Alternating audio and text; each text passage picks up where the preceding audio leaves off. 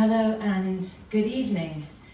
My name is Genevieve Gaunt, and it's my real pleasure to be interviewing the award-winning historian Katherine Pangonis about her latest and third book, A History of France in 21 Women. Katherine specializes in Renaissance and medieval history. Her first book was called Queens of Jerusalem, The Women Who Dared to Rule, and her second book was called Twilight Cities, Lost Capitals of the Mediterranean. And she's also written for British Vogue and the BBC History and The Economist. And importantly, her second book, Twilight Cities, won the very prestigious Somerset Maugham Prize in 2024. And her latest book, A History of France in 21 Women, asks the question, given that women have been so important and at the heart of France's defining historical and cultural moments, why is it that we know more about men like Claude Monet and Napoleon Bonaparte compared to women such as Berthe Morisot and Paulette Nardal and Eleanor of Aquitaine? And so in her fantastic book, through 21 enthralling portraits, she introduces us to women who were artists, scientists, performers, collaborators, queens, and importantly, survivors. It's also a fantastic time to have this conversation. The book comes out on Thursday. You are able to buy copies after the event a few days early, so it's exclusive.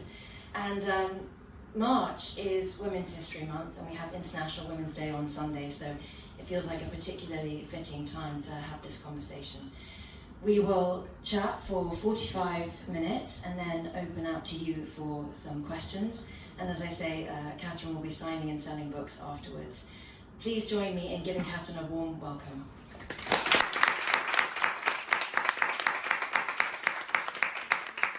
Thank you, and thank you so much, Genevieve, for such a glowing introduction. I will try and live up to the hype, but thank you very much. So, Katherine, take us back. What's your background, and what is this deep connection you have to France, and how did you get into writing? That's a good question, and it's quite a multifaceted answer. I'm English, born and raised, but my parents, when I was about 4 years old, they were quite concerned that neither me nor my brother had seen a cow. So they decided to, they wanted to get a place in the countryside, and England's prices were even then crazy. So they bought a small house in the middle of nowhere between Toulouse and Bordeaux, and I've spent every summer there for as long as I can remember. So that was the beginning of the connection to France. I then completed my education in England, but I crucially spent my gap year in Paris doing a course at the Sorbonne in French language and culture, and that really whetted the appetite for more French history and culture. I then studied English literature, followed by a degree in medieval and Renaissance history, and then, as I think one person in the room remembers, I took a job in corporate communications, which made me deeply, deeply unhappy, and I needed to have a change, and what had always, I think, been at the back of my mind as a calling was writing, and I just never really thought about it as a career path. And my parents, they'd always encouraged studying literature, this is a good subject to study, but never had I really thought about writing as a career path. And in that period of indecision and not being sure what I wanted to do, I had a really good conversation with a publisher, and I actually met with him to try and talk about going to work in publishing. And in the course of that, he asked me, well, what's a book you'd love to publish? And I just spoke about my master's dissertation, which was on Crusader queens and women in the medieval Middle East. And he said, well, I think you might dislike working in publishing for the same reasons you dislike corporate communications, but that sounds like a great book idea if you wanted to pitch it. So I did, and that led to my first 2 book contracts. And then, when I've always loved France. It's always been very close to my heart. I always felt more at home in France than in England in some ways. And so when my time in the Middle East was coming to an end for obvious reasons, I knew that Paris was where I wanted to spend the next chapter of my life, and I moved there, and I was really luckily approached by a publisher to do this book, and I was just delighted, because there's no better project when you're trying to immerse yourself in a new country and a new culture as a project about that country's history and culture, and there's also no better way of preparing for the French citizenship test than writing this book. So I feel prepared and ready. So yes. And you live in Paris? Yes, now. I've been in Paris for just about 2 years now. Okay, and what inspired this book particularly? You say you were commissioned to write it, but how did the journey of this book start? I think so. My research and my interest in general have always been forgotten women in history. So even my second book, which didn't have a focus on women specifically, it definitely was important to me to weave the stories of women into that narrative, because they should make up at least 50% of the discourse on history and politics and events. And yes, and living in Paris, and all through my trips to Paris as a child, obviously I think many of you will have visited these gardens, but the Jardin de Luxembourg is my favourite garden in Paris. And I realised I was walking past these statues all the time.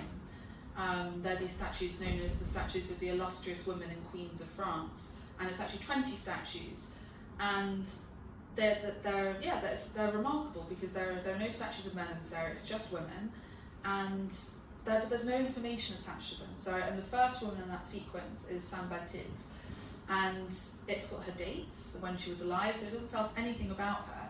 And there are many others like this where there are some where the names are familiar, like Eleanor of Aquitaine. I obviously had studied her in depth, but many I'd never even heard of.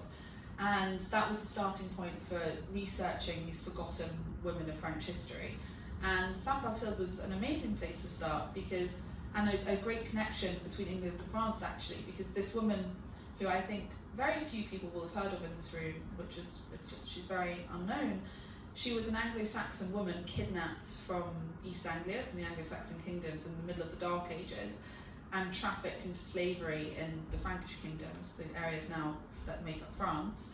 And she actually went from being a slave girl in the household of the mayor of the palace to becoming the queen of the Franks and marrying the king.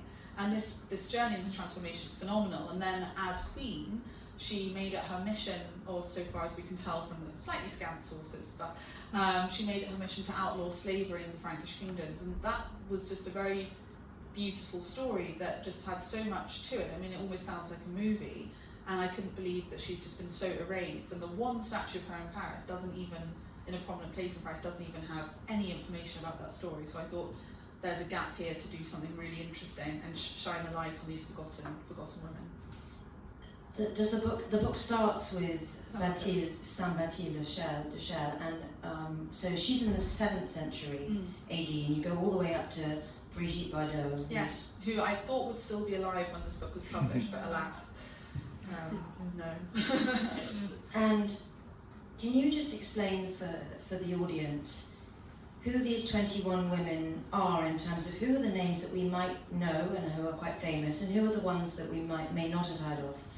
Yes, I mean, so to go through a whistle-stop tour of the list, we have Bathilde of Chelles, followed by Eleanor of Aquitaine, who I think will be more familiar because after being Queen of France after a very short period of being single, a matter of months after being Queen of France, she became Queen of England and transferred much of the territory of France to England, which was a highly controversial move, and became mother of Richard the Lionheart. And I mean, she's famous from Catherine Hepburn's portrayal of her in The Lion in Winter, and she's a more well-known woman. Then we have someone who's in the running to be my personal favourite woman in this book, is a woman called Beatrice de Planesol, who was from the lower nobility, not far off being a peasant, living in the Ariège region in the 14th century. And she was caught up in what was known as the Cathar heresy, which it was a heresy. So it was a pocket of heretical dissidents of different religious beliefs in southwest France and in northern Italy and northern Spain, that the Catholic Church launched a true crusade against, that was led by Simon de Montfort, and it's very, very well known, which resulted in multiple massacres. And Beatrice was part of this village called Montaillou, which is well known because it was part of a very prominent work of microhistory that was written about 50 years ago. But what's really interesting about Beatrice is not her role in the heresy, not even that, but it's that the inquisitor who took her testimony when she was deposed before the deposition of heresy, he was very meticulous. He actually went on to be a pope, and he had her answers written down completely. So we have everything. We have all of her thoughts. We have her entire life story, and what was going through her head at certain moments. We have descriptions of her combing the lice out of her lover's hair, and the thought she had as she was looking out the window while combing his lice, and really shocking revelations about going to make confession and being in the middle of making confession in the church, and the priest just telling her actually he thinks she's the most beautiful woman he's ever seen, and lunging at her. And then it's the start of a multi-year affair with that priest, and various revelations like this. So it's this fascinating look into really an unimportant medieval woman's intimate life, and it's quite shocking. And there are no documents like it. So even though she wasn't a mover and shaker in the way of Eleanor of Aquitaine or Mathilde of Chelles, she's really important to understanding less well-known parts of French history and getting a glimpse of what it was like to be a woman in an unwealthy part of medieval France. And it's so rare for us to get these glimpses into the lives of ordinary people. So she's really up there as a favourite. But I've got to go a bit faster. Christine de Pizan, she's great. I love her too. I love them all. Well, two exceptions, but I love most of them. Christine de Pizan is the first woman to make that on record to have made her living as a writer. So just as people in film love La La Land, I love writers. And so Christine is up there. And it's not shown in the picture we've got here, but she had a dog. And he's in lots of the illustrations of her writing. Is it here, maybe? No, I think we don't have the dog. Oh yeah, we do. There's her little dog. I have a dog, and he sits by my feet when I write too, so that pleases me greatly. Then we have Joan of Arc, who I'm not going to summarise for you. I think we all know, burned by the English, very bad, but a remarkable woman, a teenage girl, again from a very normal peasant background, who managed to, through her force of will and her charisma and her fervent faith, found herself leading French armies, which is remarkable. Catherine de Medici, very, very famous woman, the mother-in-law of Mary Queen of Scots, among other things, and famously Queen of France during the St. Bartholomew's Day massacre, and presiding over. She was the power behind the throne, and a very powerful woman during the French Wars of Religion. So it's a very dark period of French history, but fascinating.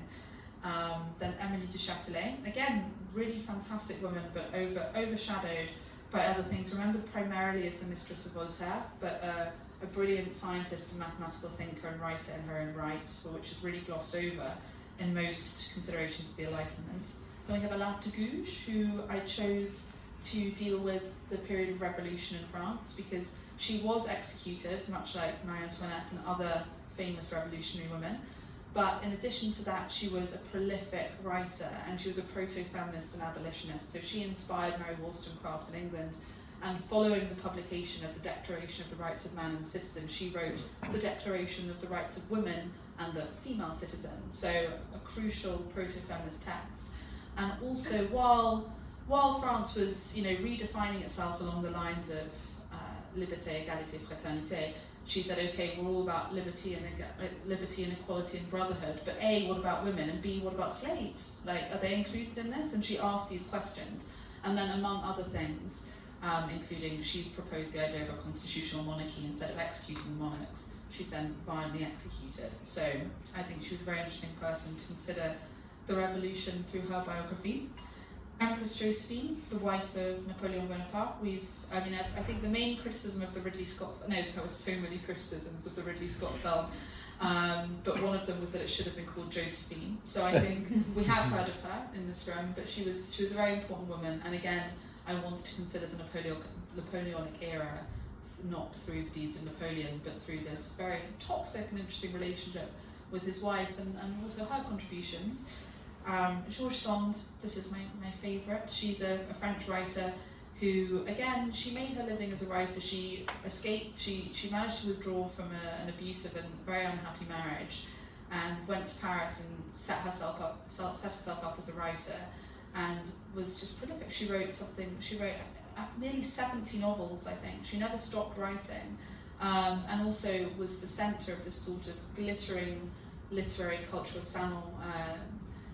She had many interesting lovers, Alfred Musset, but also Frédéric Chopin. So a really interesting woman, and a great lens to consider the evolution of French culture. Shall I keep going through the list, or are we? I think what do we think? I think it's nice to have an overview. I feel great. I feel like it's meant to be a conversation, it's turning into a lecture. I'll go a little bit faster. Louise Michel. she's a fascinating woman, and I think very few people that I've spoken to in English circles are familiar with her story, but she's often hailed as the mother of anarchy.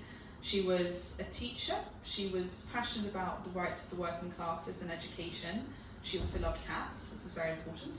And she was a leading communard. So following the Franco-Prussian War, Paris was under great hardship, and we might go into more detail later, but essentially the people of Paris rose up against the new government, and Louise Michel was one of the leaders, and they formed the Paris Commune, and she pioneered workers' rights during this time. She argued that people who were usually considered unfit to be included in politics and social movements should be included, so she wanted sex workers to have the same rights to protest and to fight alongside everyone else.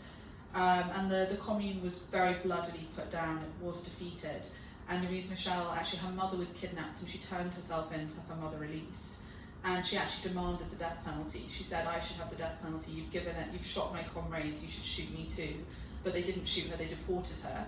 And they sent her to New Caledonia, where she actually started whipping the locals up into rebellion as well. So she was really about education and rights. And crucially took her cats with her, she snuck them with her on the boat. So that I thought was testament to a very strong character.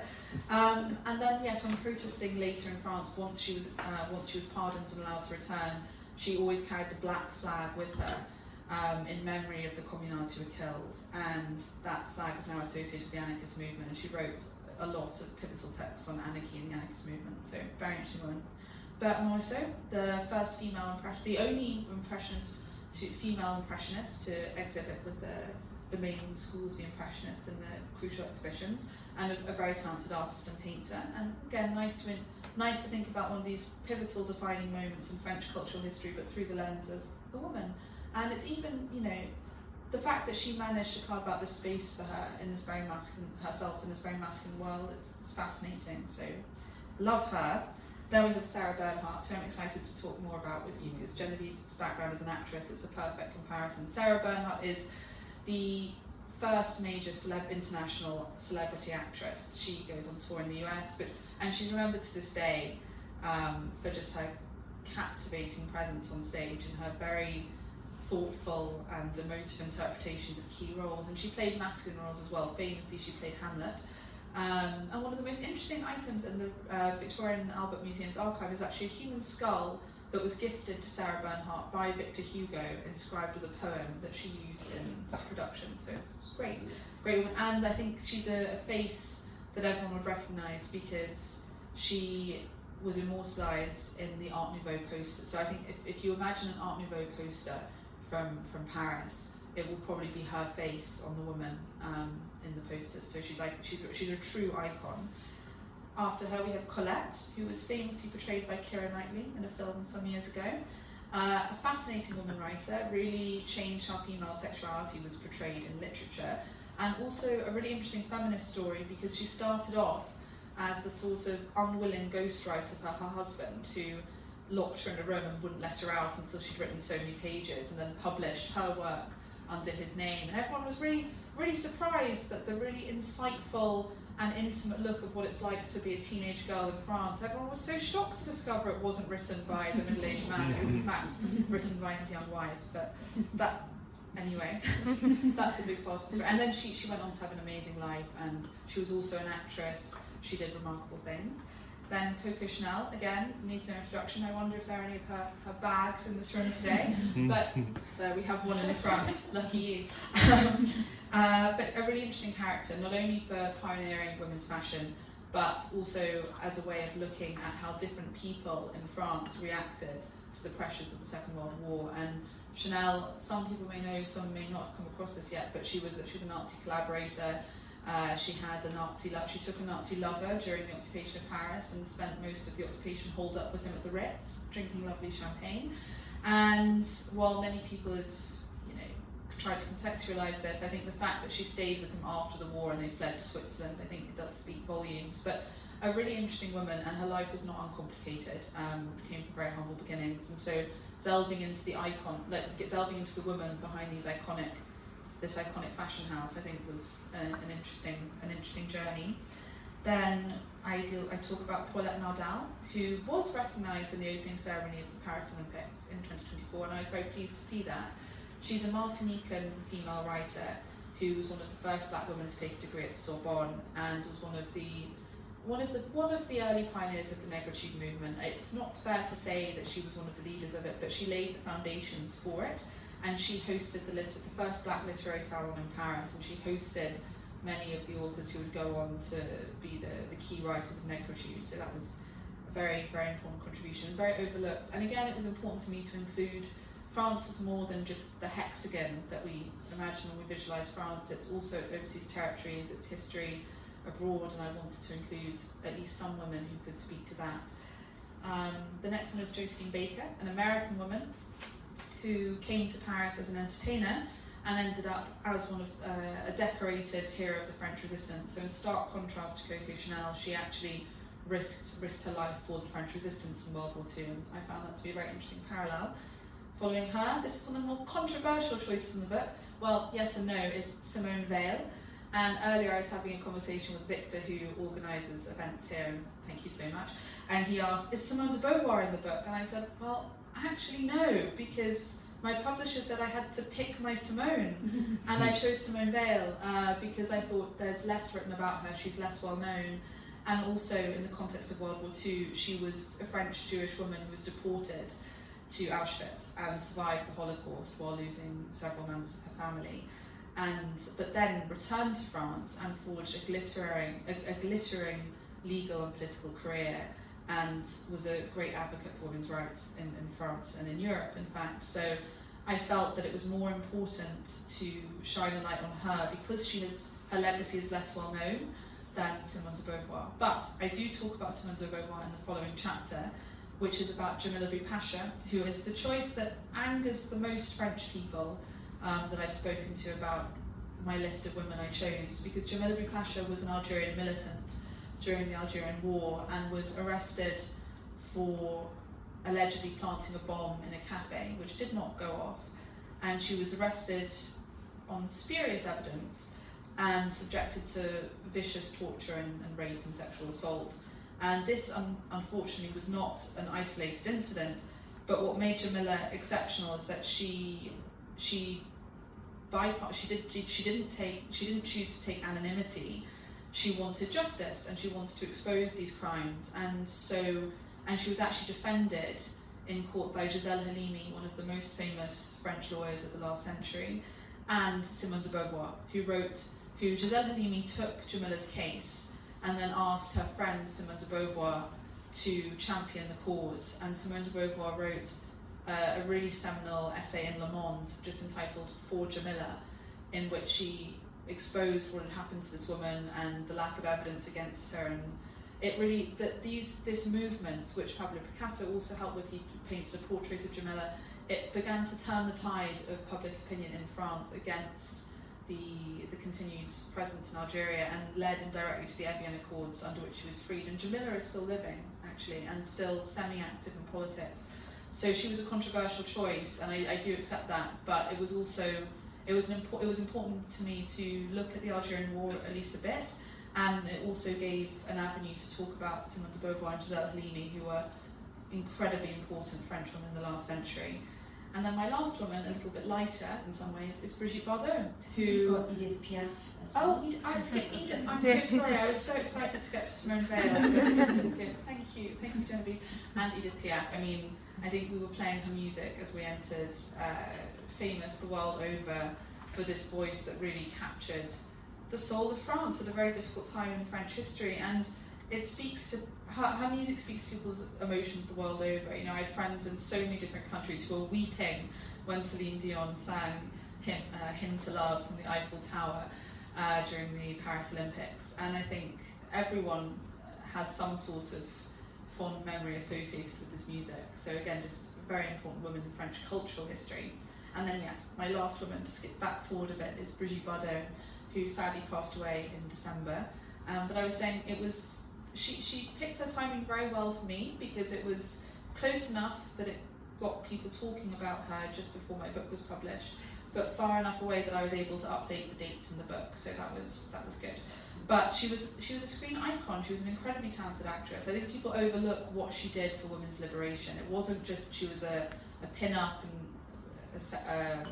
what's it called? A sex icon? No, sex symbol, something like this. Yeah, she wasn't just a sex symbol. She was a very talented actress, and she brought a lot of her own personality and views on the world to her roles.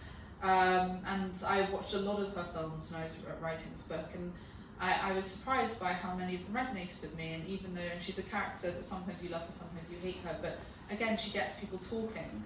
Her later life, very controversial, and she was an activist for longer than she was an actress, because famously she sort of stepped away at the spotlight at the age of 39, and then devoted herself to animal rights activism, and later to hate speech in various points, and to far-right activism. And that's another reason I wanted to include her, because some people asked, why not Catherine Deneuve, why not another famous actress who doesn't have this sort of political baggage? And I said, well, no, I want the political baggage, because she really captures a lot of the divides in modern France today, because France today is a deeply divided country. And so I wanted to choose someone who at least gave a bit of a window into those divides and would start conversations. So yeah, it was a very hard selection process. Cutting Simone de Beauvoir did not feel good. Cutting anyone didn't feel good. Who am I to choose which women should be representing France's national story? But I was told I had to pick 21, and these are the ones I chose. Was there anyone else that you left out that you'd have loved to have? There are so many. I mean, there were women who campaigned for the women's right to vote in France. I would have loved to have included these women. And, you know, again, fascinating pockets of French history, like the Haitian Revolution. Women were at the heart of that. I would have loved to include them. But I think the real point of the selection process was to pick women through whose lives we could re-examine pivotal moments of change in French history. And so ultimately, that's what it came down to.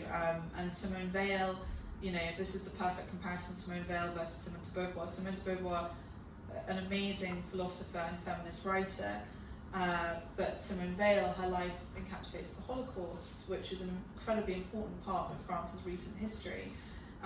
Sarah Bernhardt, you know, she also was a political activist as well as her writing, and she spoke up against the scandal surrounding the Dreyfus affair, and Eleanor of Aquitaine and the revolution. So it was really about trying to include figures who shone a light on periods of change, and then also cultural icons because France, its position in the world today as a political and imperial powerhouse is greatly diminished, but as a cultural centre, as a cultural leader in the world, it remains there. And so it was important also to include artists and musicians and writers. Yeah.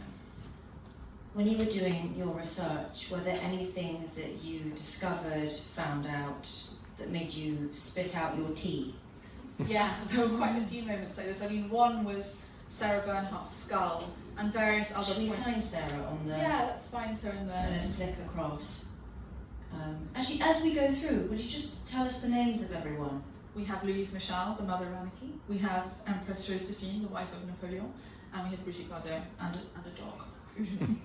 This is not a picture of Beatrice de Planasol. This was a picture that I thought accurately captured Beatrice de Planasol's many love affairs with priests over the course of her life.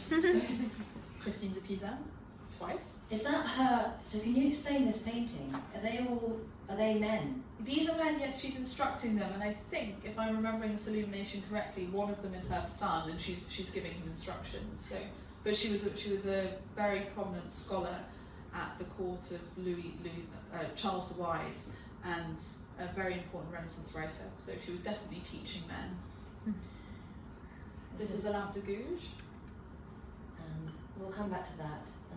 And this is, you mentioned her earlier. So this is Georges Sand. Can you tell us about this? This is not Georges herself. This is Merle Oberon, who depicted her in a 1945 biopic. But can you just tell us about her path to that very distinct fashion choice? Yes, I mean, she had a very interesting and tumultuous early life. Her mother was actually, so on her father's side, she was deeply aristocratic and sort of through illegitimate links, but links nonetheless related to the royal family. But on her mother was a courtesan who'd been following the army, and her father had fallen in love with her and got her pregnant and married her in secret, and didn't actually tell his mother that he'd married this woman until much later. But nevertheless, her grandmother doted on George Sand. And she had a very difficult life. Her father died when she was very young, and it was traumatic for her mother. And then at some point, her grandmother really thought that her mum needed to be chased out of the picture. And in some sources, they say the grandmother bought, her birth name was Aurore, so her grandmother bought the child or paid the mother off to leave. But essentially, she had this split with her mother and was raised by her grandmother in a very strict authoritarian household, raised to be a proper lady at this time. And then when her grandmother died, she actually went to live with her mother and just found that terrible, because her mother really was pure chaos. Her grandmother wasn't completely wrong. And I think looking at the accounts of her grandmother, you think there may have been some very severe undiagnosed mental illness, because the radical switches in mood and the self-sabotaging and sabotaging of her daughter are crazy. Like, her daughter got engaged to marry a nice, respectable man, and she tried to put off the marriage by spreading the rumour that he moonlighted as a waiter, which was apparently the most awful scandal she could think of. But it did damage the relationship at the time. But no, so I think to escape her mother's chaos, she hurried into a marriage with someone, it was a bad choice, essentially.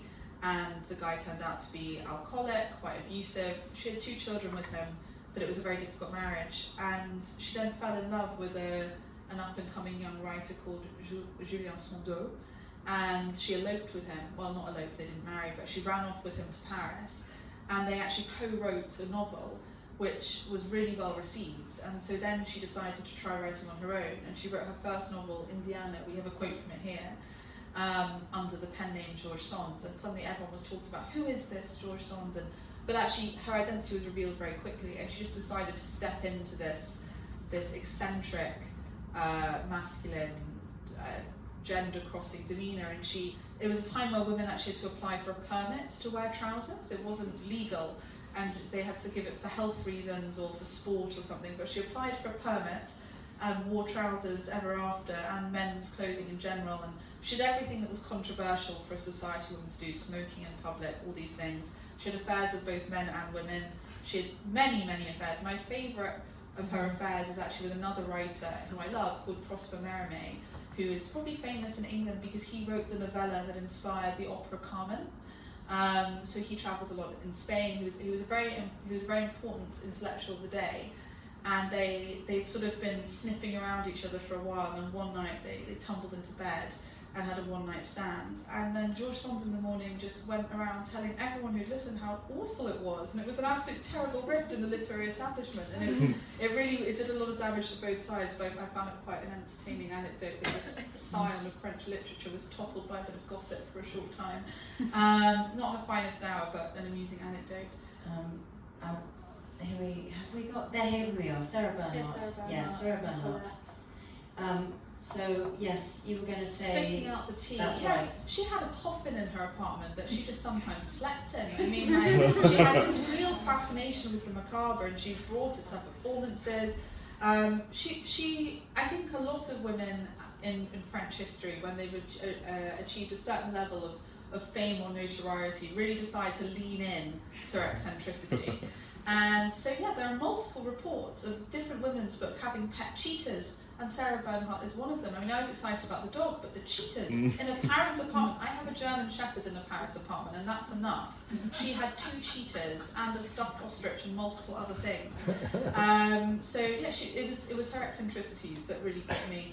But the real spit out your tea moment is going back to the medieval woman I mentioned at the centre of the Cathar heresy, Berthe de Pizan, because she's caught on the run from the Inquisition with her much younger priest lover, who is not the same as the first priest lover who accosted her in confession. This is her second priest boyfriend, she must be 50 at this point, she's a grandmother, and he's in his mid-20s, but they're on the run together. It's a really juicy book. Yeah, there's tea. And she's hauled in before the Inquisition, and the first thing they do is they ask her to unpack her handbag on the table, and they say you can tell a lot about a woman by what's in her handbag. We might ask you later with your Chanel. But the things she gets out are bizarre. The first thing is some blood-stained bits of fabric. She puts them on the table. Then there's some herbs and a weird little silver knife. Then we've got something that they don't even know what it is. They look sort of like dog chews, like weird bits of dried meat or something. She puts them on the table.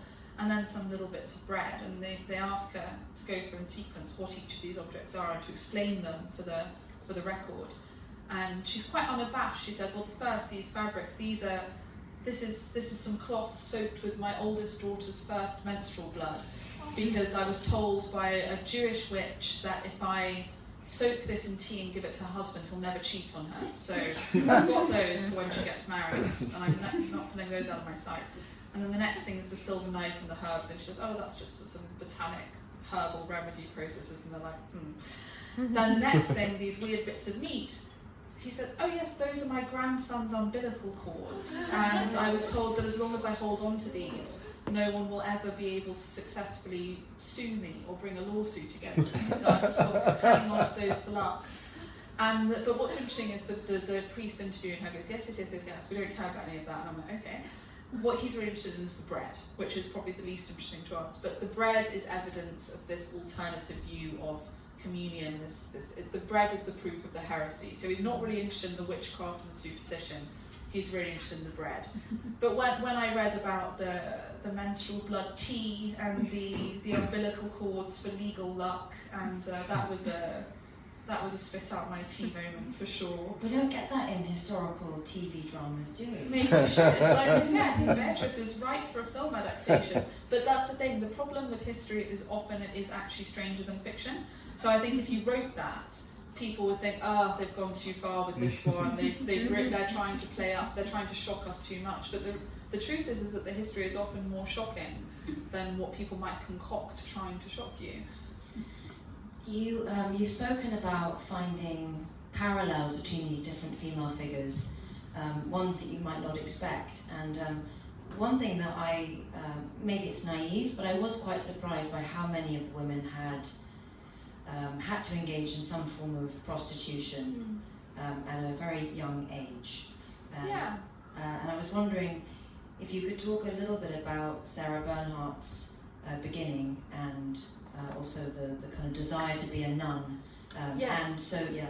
Sarah Bernhardt, she's really a fascinating woman. And what's great about the women, the last third of the book, is that many of them, including Sarah Bernhardt, wrote their own autobiographies. So you have to take them with a pinch of salt. Like you look at someone's Instagram feed today, it's not an accurate presentation of their life. And this is kind of it's not early modern, but the contemporary history equivalent of that. You have to take it with a pinch of salt. But she wrote her autobiography. So her life starts off. She was the daughter of a Jewish courtesan, a Dutch woman who was very popular, very beautiful, golden hair, a famous beauty of her age, and with many high-profile and very wealthy lovers. And it's unclear who Sarah's father was, but it's a chance it was a nobleman called de Mornay, and he certainly took an interest in her and funded parts of her education. And it seems he or whoever her real father was left some money. So she was, despite her mother being Jewish, she was educated at convent schools because that was the thing to do at the time. Those were the prestigious education institution. But she really had a Catholic vocation. And as a child, she really wanted to be a nun. And they had a family meeting at some point to talk about her career prospects. And she said, well, I've been thinking about being a nun. And they're like, no, dear, no. Because being a nun was expensive. Generally, you had to pay the convent to take you. And her financial situation didn't allow for that. And actually it was suggested at this family meeting where I think she was something like 11 or 12. I think you may have read the chapter more recently than me. But she was certainly very young and they were deciding what her career path should be. And it was very seriously suggested that she should be a courtesan, essentially a high-class prostitute like her mother. And then what was essentially settled on in the end was she'd become an actress. But this, at the time, it really did carry with it connotations of sex work and being a courtesan as well. They were part of the same world, which is which is shocking, but it's the way the world worked back then. And if you think about, I mean, at the moment, barring the war that's dominated the news headlines the last weekend, the major story has been the Epstein files, and before that, Me Too movement. So this abuse of young women who are putting themselves in positions of displaying themselves in acting roles, and making themselves vulnerable in this way, and putting themselves on the stage. I mean, this hasn't gone away, this exploitation of vulnerable women who are trying to make it as an actress. And that was the thing. In those days, it was very formalised. I mean, you slept with your reviewers if you wanted a good review of the play. And Sarah Bernhardt almost lost her first acting job because she refused to sleep with the reviewer who was reviewing her in a Racine play. And he wrote a terrible review, but fortunately her theatre director gave her a second chance and saw that her performance was quality and there were external factors. But it really was expected. But even recently, I saw a headline, Demi Moore giving an interview about how she was raped as a 15-year-old girl by a man who he said he had paid her mother $500 to have access to. So it's shocking, but it's also this issue hasn't gone away. And I think women in vulnerable positions, women without money, without male relative protecting them, without good role models and guidance to protect them, they are vulnerable to sexual predation, and it was slightly more formalised in the past, but it's still with us today. One of the things that you do mention in the book that I thought was very interesting was that, as we know, behind every great man is often a great woman, but behind every great woman is often a great man. And on the flip side, some of the women that they should be protectors of these figures. As you say, Sarah Bernhardt's mother tried to encourage her into prostitution, and you also say that it's potentially so that Josephine Baker's mother... Yeah, there are also reports of Josephine Baker's mother prostituting her as a young child before, and Josephine Baker was married three times before she was 20, and there were reports that she was prostituted as a child. Yeah, it's a subtly drawn book. It's not a case of pitting men against women. I guess it shows you that you've really explored the variety of human experience. And you're right. What an important point to mention is that in many cases, such as with Colette and her husband, really men were exploiting women and holding them back. But in other cases, the romantic connections that women formed and the friendships that women formed with other cultural icons and movers and shakers, they really helped propel the women forward. So Victor Hugo was a great supporter of Louise Michel, and he spoke out for her release following her capture after the Paris Commune. And they were pen pals for a long time. She was a fan of his, and he always wrote back to her, and they had this strong relationship. And then Voltaire and Emily de Châtelet, they had a really intense, both intellectual and romantic relationship that was rewarding for both of them. And he was a great supporter and advocate for her and her work as well. So it does go both ways, and these strong partnerships between men and women have been at the centre of many of the achievements of many of these women. So it isn't just as you say, it isn't just pitting one against the other. Yeah. Should we talk a bit about Josephine Baker? Yes, it's fascinating. Actually, just on this theme before we get to that, can you mention, so as we say, they are women, but they're also human beings, and they are complicated. Can you mention some of the slightly unsavoury aspects to Colette's background? Yeah, her background, she had a very long life. Can you hear us okay, by the way? Is it all good? Yeah. She had a very long and colourful life. But again, in terms of leaning into eccentricity and also being someone who maybe exploited power. I mean, power goes to people's heads. We see that now we see this in all walks of life. Goes to women's heads as well. And I think at the end of her life, Colette was an icon, and she was relatively wealthy. And she ends up having an affair with her teenage stepson, which would have been quite shocking. This is I think she's in her 50s, if not her 60s, when this happens, and she has an affair with her 17-year-old stepson, the son of her new husband. So yeah, there are definitely skeletons in these closets, not just Coco Chanel and her Nazi lover, but yeah, the women I've chosen, they're not meant to just be idols and heroines. I wanted to choose women who would start conversations, and there are often two sides to them. I was going to say they're not saints, but no, but we there have is one saint, yeah. Budded. Whereas, because I mean, Josephine Baker is truly extraordinary. She is, and she's a real icon of modern France, and I think she was reburied in the Pantheon very recently, which is one of the very few women to be buried in this great monument to the great figures of French history. But her life is phenomenal. She came from very humble beginnings in the US. She remembers the St. Louis riots and seeing people die and be lynched.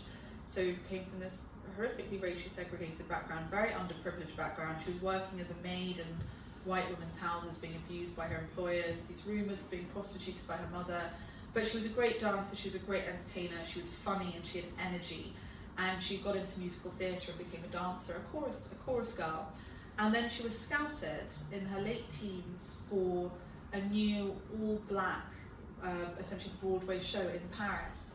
And she leapt at the opportunity and she went to Paris. And she took Paris by storm. Like her ascent to the stratosphere in Paris was phenomenal. And this isn't to say that Paris wasn't a racist society at the time. It was a deeply racist, France had a deeply racist society at the time, which is not least demonstrated by what would be quite shocking today.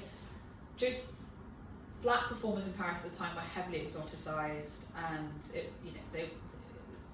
none of these things would pass muster today, and they all have deeply racist undertones and overtones in many cases. But it wasn't a country that had segregation. So black women and men could mix freely with white people in France, stay in the same hotels. It was not segregated, and they were able to earn money the same way. There was a deeply uncomfortable fascination with black culture and black people, but it wasn't the same repugnance and separation as she experienced in the States. So Josephine found coming to Paris really liberating, and she said it was the first time in her life she felt like she was treated like an equal, and she felt truly free. And so she never wanted to go back to the States, and she really bought into the values of the French Republic. And she had this incredible life. So in addition to her work as an entertainer, she became a huge campaigner against racism in France and around the world. And one of the most interesting things about her is she decided she couldn't have children, and so she decided to adopt children from pretty much every race and religion and raise them together, respecting their different cultures and heritages. And she bought this phenomenal chateau in South France, which everyone should visit. It's a fantastic trip to see it because it's a beautiful historic building in its own right, and it's been renovated into this fantastic museum filled with all of her stage costumes and her beautiful clothes and photographs from her career. It's a fascinating glimpse into sort of the jazz age in Paris and fashion, but also this woman and the family that she raised, it was remarkable. It's she wanted to sort of lead by example and show that the races different races and religions could coexist in harmony. So it was an interesting social experiment. And then on top of that, as I mentioned, she was a decorated French resistance fighter, and all of that is explained in the museum as well. So she had a fantastic life, but ended in poverty. She was very bad with money. She stopped doing a lot of touring and performing in order to focus on raising her very diverse and big family. So the money didn't come in. She was ripped off by everyone. She wasn't an astute businesswoman, so she lost her chateau and she ended up in poverty. But being Josephine Baker, she had powerful friends to come to the rescue. So Brigitte Bardot actually did a television appeal saying, this woman is one of the most important icons of France. I've never met her, but she shouldn't be homeless. So that raised lots of money for her. And Princess Grace of Monaco gave her a villa to live in for some years. So it's nice to have friends. But yeah. And I mean, there's so much to get into. Can we talk a little bit about, I know that one of your books is potentially being adapted for the screen. Can you tell us a little bit about that? Only a little bit. It's very early stages, and I've just got to ask everyone in the room to cross their fingers, actually, because it's being developed by a great producer and one of the big streamers, and I think the big streamer has to decide whether yes or no to sort of moving forward to the next phase in the coming days. So I'm actually trying not to think too much about it, because it's quite a big decision, and this is fingers across. This is your book, Queens of Jerusalem. Yeah, and it is great. It's perfect material for the screen, because like this, it's looking at forgotten women of history. And again, like some of the stories in this book, the truth is stranger than fiction. So I mean, it's sort of, when you look at this period of history, it really reads like Game of Thrones. It's full of skullduggery and backstabbing and scheming and different dynasties betraying and conspiring with each other against each other, and the villain is never who you think it is, and again, lots of quite scandalous affairs as well. So I think it will make great TV if it gets there.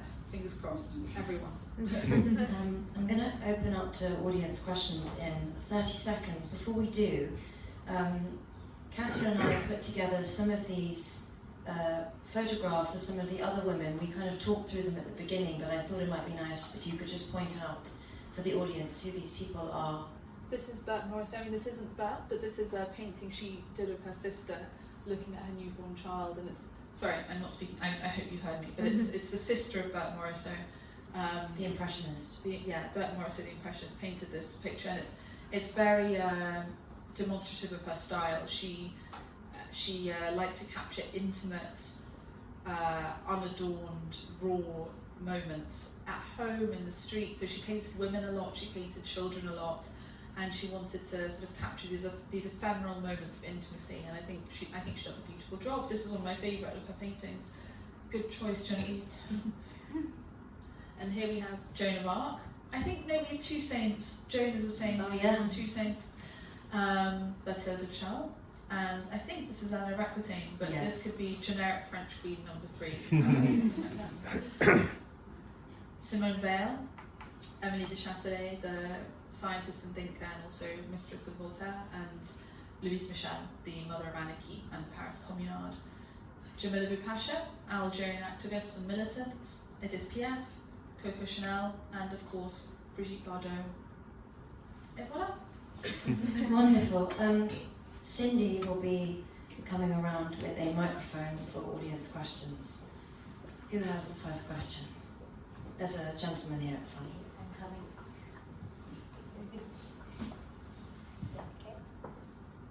coming. Thanks very much, very interesting. I was wondering whether anyone could be left off this list, and Joan of Arc is probably the one who absolutely couldn't, patron saint of France.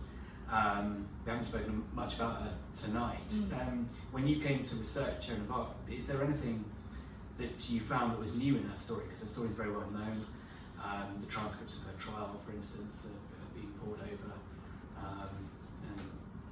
It's a really good question. And actually I'm doing a lecture for the British Museum specifically on Joan of Arc's trial, and so I recommend that to you, because I'll go into a lot of depth then. But in Can the public attend this lecture? Yeah, I think it's going to be online, and so and that's going to be a real deep dive. But no, truthfully, I think because Joan's story really has been, I don't want to say done to death because it's a fascinating story, but no, I didn't uncover any new artifacts or unknown sources. That would have been a whole book in itself if I had actually. But no, what I wanted to bring to this was, I obviously travelled to her. A big part of my research process for all of my books, and including this one, is I think the sense of place is very important. And I travelled to all of the places where possible associated with these women. And so I wanted to I wanted to think a bit more, I wanted to bring her humanity into it a bit more, and to think about just the magnitude of this peasant girl who rose to this position of prominence. And yes, and the trial and like with the testimony of Beatrice de Planisol and those Inquisition records, the trial records are what is remarkable about Joan's story, because it's the frankness, the conviction, and the clarity with which she speaks, despite being a teenager in one of the most high pressure situations one can imagine, and not being educated in the traditional sense at all. So that was the perspective I tried to bring to it. But unfortunately, I didn't stumble across any new archive evidence on Joan of Arc. But fingers crossed, that would be a great discovery. Any more questions? Yes. Yeah, a very simple question. You mentioned earlier that you were told to have a history of of France and 21 women. Why 21? And if you had a choice, either shorter or longer, what would that ideal number be? Longer, because it was really painful to leave out so many brilliant women, and it was quite gut-wrenching at points, and I just decided I couldn't dwell too much on it. But no, the simple truth is, it's a disappointing answer, but the simple truth is the publishers wanted 21 because they do a series of books called The History of Such and Such in 21 Such and Such, and this was part of that. But I've made it my own. I think I've done that. It's a different sort of book, but that's the answer. For better or worse, that's the answer. But I think 50 would have been great, but 21 is good. 50 would have been a very big book, and I wouldn't have been able to give this talk for another 2 years. So. Any more questions? Yes, we have one at the front.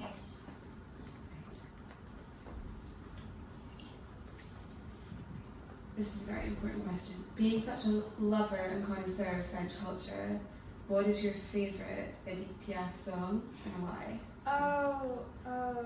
Well, Him et la Mort, probably. It's written in the aftermath of her, the death of the great love of her life. And so for me, knowing that, I think it is for me, that's her most resonant song. But at the same time, I think it's one of the songs she didn't fully write herself. So it has to be Him et la Mort, because it's so powerful. But there are so many. I mean, La Vie en Rose, I mean, it's overplayed, but it carries so many good memories and connotations. The honest answer is perhaps the most simple. Any other questions? Yes, we've got, Cindy. Yes, there's one here as well. Great. I know you said that, all the figures that you mentioned were not meant to be perfect, but when you're closing the book with someone like Brigitte, how do you balance the nuance and the accountability when she's known as a cultural icon, but also she's had such racial controversy? So how do you, Oh, it's really hard, and I think I wrote a lot of articles about her. I think the busiest period of my professional life was when Brigitte Bardot died, because I wrote articles for the Spectator, the Telegraph, the Observer, and they all wanted a different angle on this woman. And the piece I enjoyed writing the most was for the Observer, and it's talking about the discomfort of this conflicting legacy. As we're sort of all collectively being like, we know she was a great woman, but also, how on earth do we talk about this in a sensitive and appropriate way? And it's really difficult. It's really, really difficult. And I think you just had to give the facts. So this I give a short biography and I give it chronologically. And so the first part is very much dedicated to her pioneering of how women and sexuality is presented on screen, which is important. And then the second half of the chapter is very much dealing with her multiple convictions for hate speech and fines. And it's also a funny one because she has a very divided reputation and legacy in France. Some people really love her. I had to go on a BBC radio show and talk about her. I just wanted to say what I've just said, which is it's not deeply controversial. I'm not hateful towards Brigitte, but the woman I was speaking to was just absolutely outraged that I'd even mentioned these other parts. I was like, well, it's deeply important, and I make the point that she was an activist for longer than she was an actress, so this is a significant part of her life.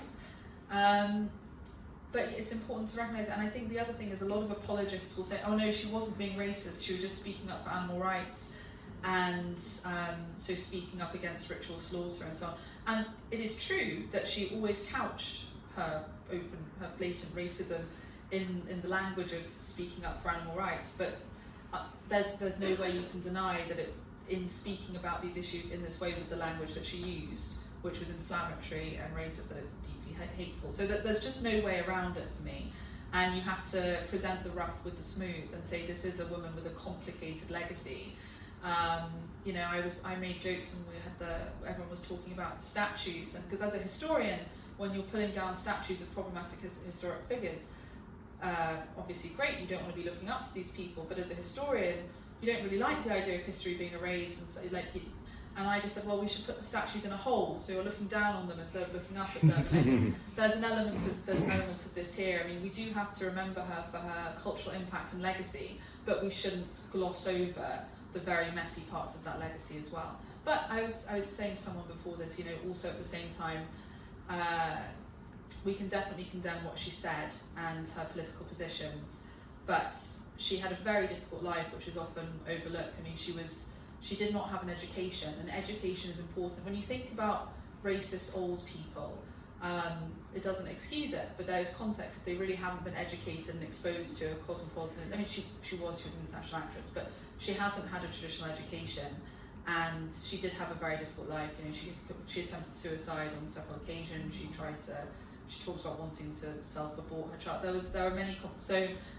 She's a woman who had a difficult and complicated life, and she leaves behind a difficult and complicated legacy. And we should, I think, aim to remember and celebrate the good contributions she made, and also, but not gloss over the huge negatives. That's one of the things I like most about the book, was that it's not a hagiography of women. It is feminist, but it's feminist because they're human and multifaceted and very complicated. And I would say that we're maybe more aware of Brigitte Bardot than some of the other unknown ones, but I don't think you let anyone off the hook. Well, yeah, maybe Berthe, but that's just because the only thing we literally have to construct a life is a hagiography. So that we don't have the secret history of Saint Berthe, but if we'd had it, I would have included it. I think we had a question at the front here.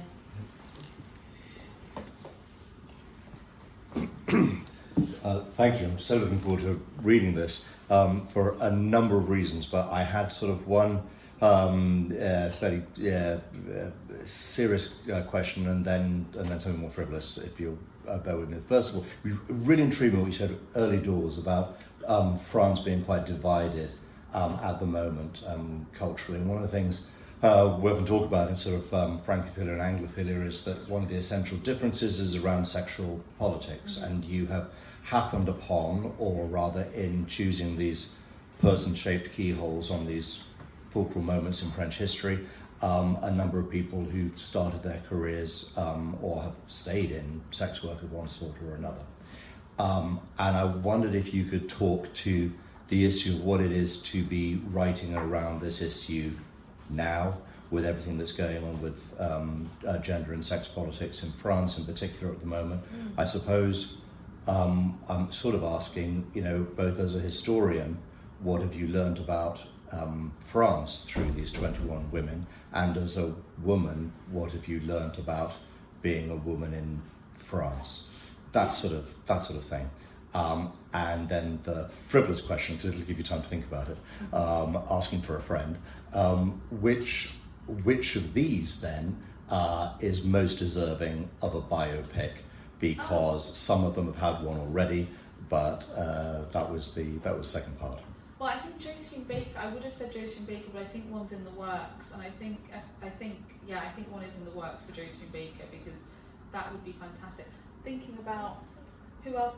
I mean, I'd love to see a mini-series about Emily de Châtelet. I mean, there is so much material here.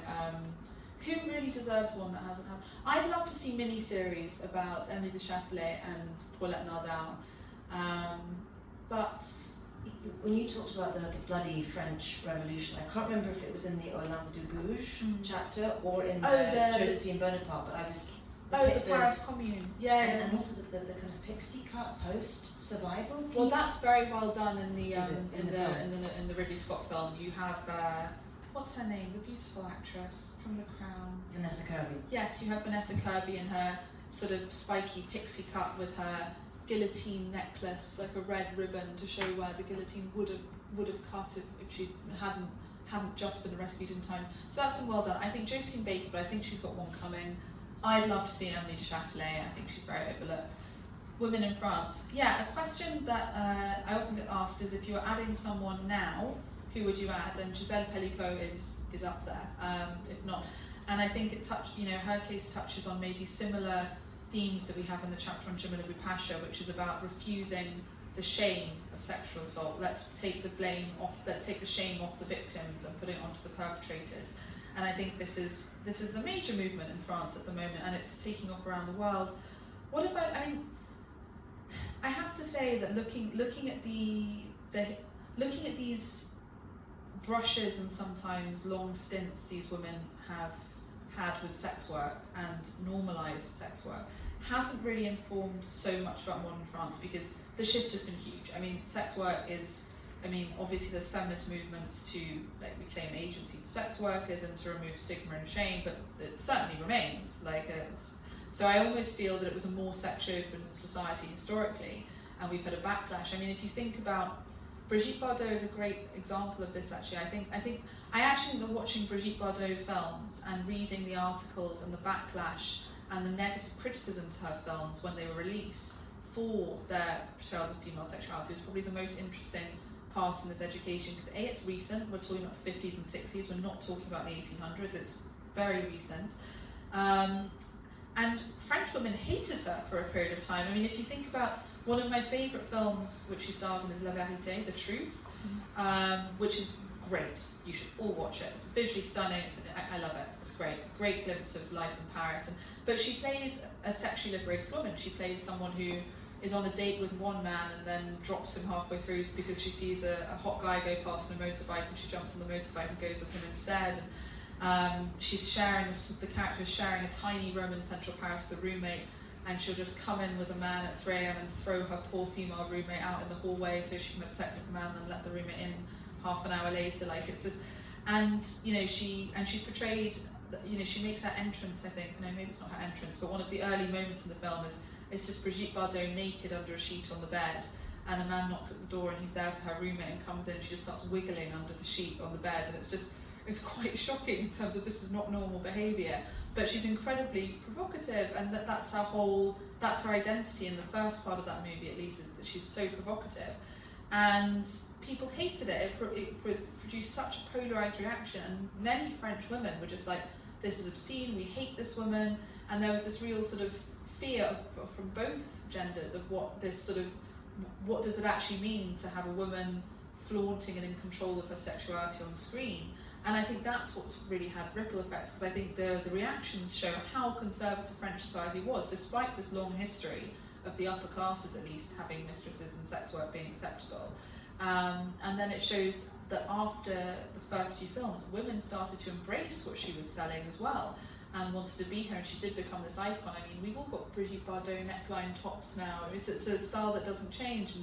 And so I think it shows actually how much society had reclosed following the wars, and then how it began to open again, and now we've landed somewhere else. I'm not quite sure where we are actually in terms of shame and sexuality, but it's a time of change, that's for sure.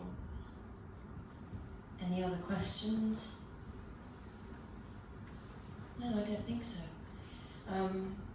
There's so much to get into in the book. Thank you so much, Katherine, for being so warm and generous and interesting. And thank you all for coming and for your great questions. Katherine will be selling and signing books now. Thank you so much. Thank you.